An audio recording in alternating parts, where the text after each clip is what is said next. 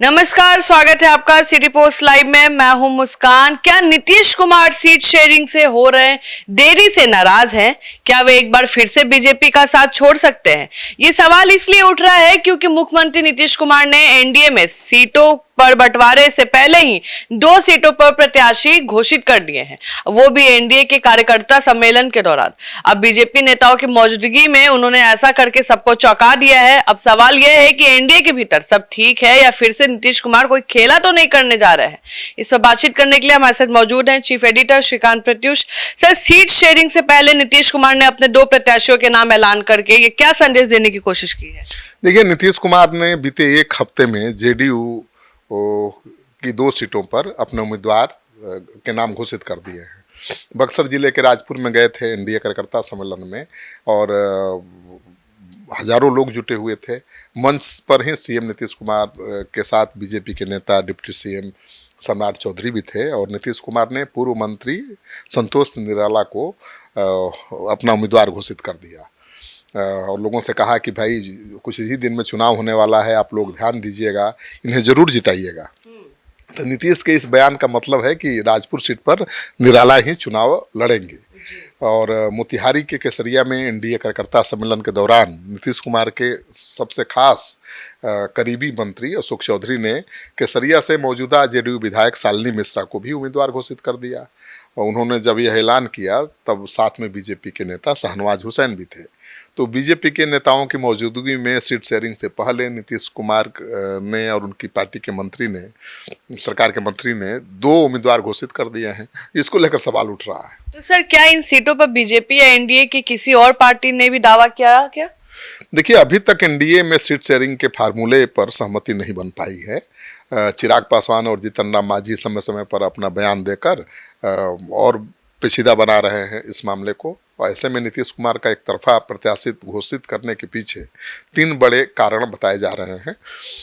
पिछले कुछ दिनों से नीतीश कुमार की सेहत को लेकर तरह तरह की खबरें चल रही हैं। इससे उनके समर्थकों और कार्यकर्ताओं के मन में संदेह था। विपक्ष भी लगातार सवाल उठा रहा था कि नीतीश कुमार थक चुके हैं। ऐसे में बीजेपी सीट शेयरिंग के में दबाव बना सकती है। तो ये नैरेटिव जो सेट हो रहा था, इसको खत्म करने के लिए नीतीश कुमार ने सीट शेयरिंग के बिना ही प्रत्याशी घोषित करके बीजेपी को और अपने कार्यकर्ताओं को भी ये संदेश दे दिया है कि भाई एनडीए के नेता वही हैं और अभी भी वो थके नहीं हैं, अभी भी जो चाहेंगे वही होगा। सर, सीट शेयरिंग पर जल्द सहमति बनाने का दबाव भी मकसद हो सकता है? बिल्कुल, सीटों के बंटवारे पर एनडीए भी एक औपचारिक बैठक नहीं हुई है एनडीए की और देर हो रही है। कार्यकर्ताओं का सम्मेलन लगातार हो रहा है। चिराग पासवान 40 सीटों पर दावा कर रहे हैं। जीतन राम मांझी को भी 20 सीट चाहिए। उपेंद्र कुशवाहा को भी जीतन राम मांझी के बराबर सीट चाहिए। तो नीतीश कुमार को लगता है कि चिराग और मांझी से ज़्यादा सीट अगर उनको मिल गई तो जेडीयू के हिस्से कम सीटें आएंगी और वो एक तरह से बीजेपी को अल्टीमेटम भी दे रहे हैं कि सीट शेयरिंग पर जल्द फैसला होना चाहिए।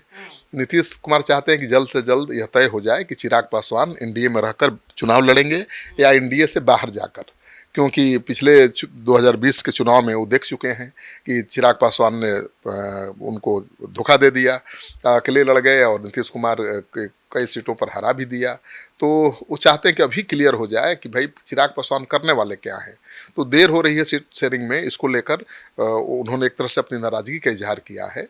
और आपको पता ही है कि चिराग पासवान ने 115 सीटों पर उम्मीदवार खड़े कर दिए थे।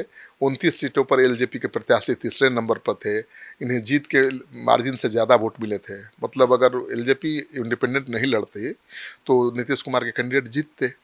तो 29 सीटों पर हार अगर हुई है जेडीयू की तो चिराग पासवान की वजह से हुई है।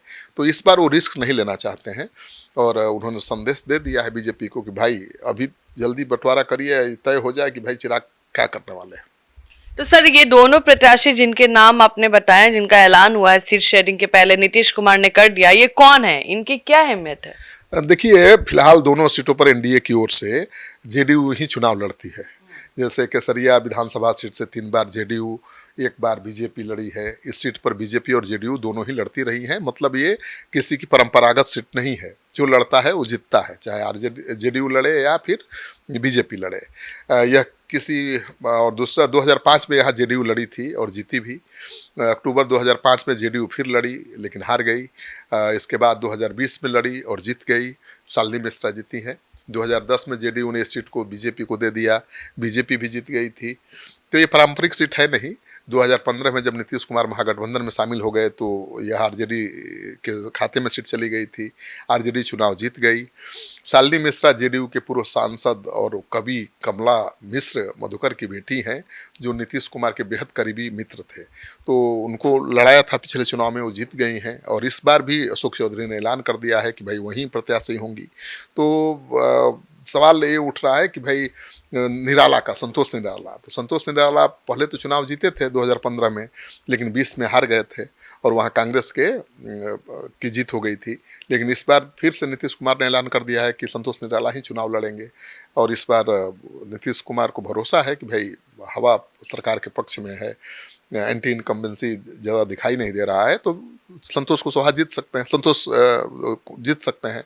संतोष दलित नेता हैं और उनको नीतीश कुमार ने दलित महाआयोग का अध्यक्ष भी बनाया था, तो बहुत अहमियत देते हैं उनको।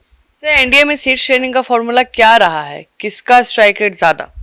देखिए, पिछले चुनाव यानी 2020 के विधानसभा, 2019 और 2024 के लोकसभा चुनाव के आंकड़ों को देखेंगी तो सिर्फ एक बार जेडीयू बीजेपी से कम सीटों पर चुनाव लड़ी है। 2024 के लोकसभा चुनाव में बीजेपी 17 सीटों पर लड़ी, जेडीयू 16 सीटों पर लड़ा और 2019 के लोकसभा चुनाव में बीजेपी जेडीयू दोनों 17 सीटों पर चुनाव लड़ी।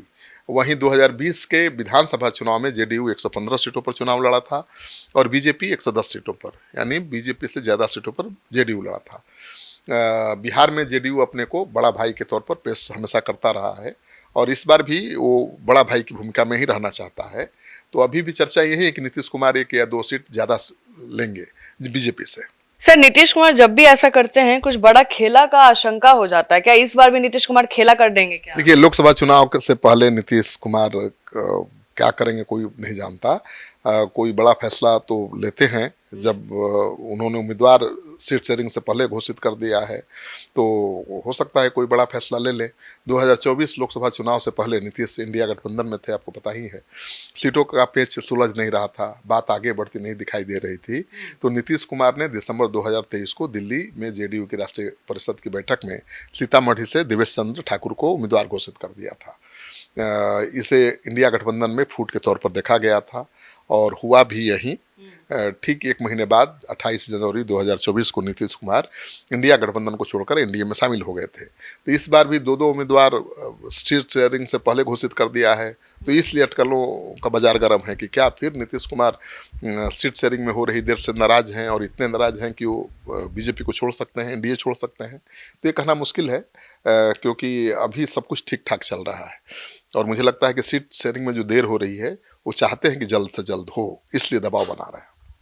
तो आप सुन रहे थे पूरे डिबेट को, आप क्या सोचते हैं हमें जरूर बताएं। फिलहाल इस खबर में इतना ही।